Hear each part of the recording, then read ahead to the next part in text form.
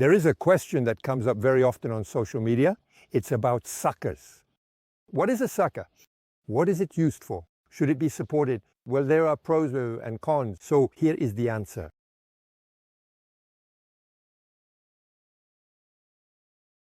But before knowing whether to remove tomato suckers or not, you need to know there are tomato plants among tomatoes, the indeterminate varieties and determinate varieties.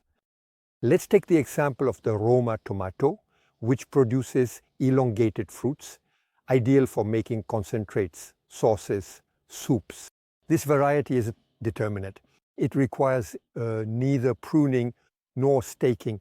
Hilled like potatoes, this variety of tomatoes needs to be mulched. The reason is quite simple. The fruits drip along the stems and even tend to spread out a little. And if we want to have clean fruits, of course we need to protect them from dirt during watering or heavy rains.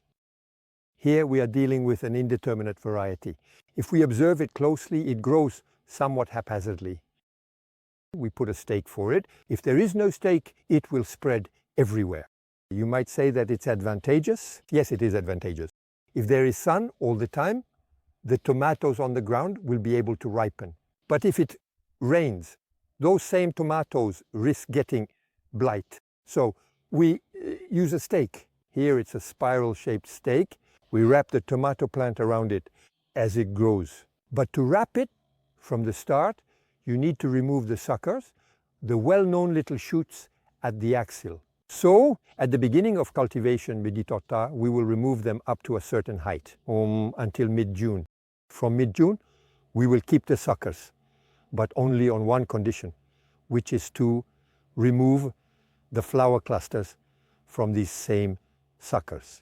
The reason is quite simple. As you observe the tomato plant, the old leaves no longer perform photosynthesis, and they need to be replaced gradually so that the tomato plant can benefit from the elaborated sap.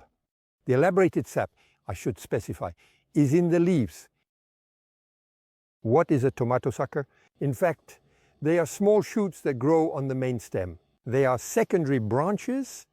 With tomatoes, there are determinate varieties. They don't need to be pruned or staked, whereas the indeterminate varieties grow in any direction. We remove the small suckers, the shoots, until June 15th along the main stem. And from June 15th onwards, we continue to remove them, but keep 2 to 4 leaves, because it is the leaves that nourish the tomato.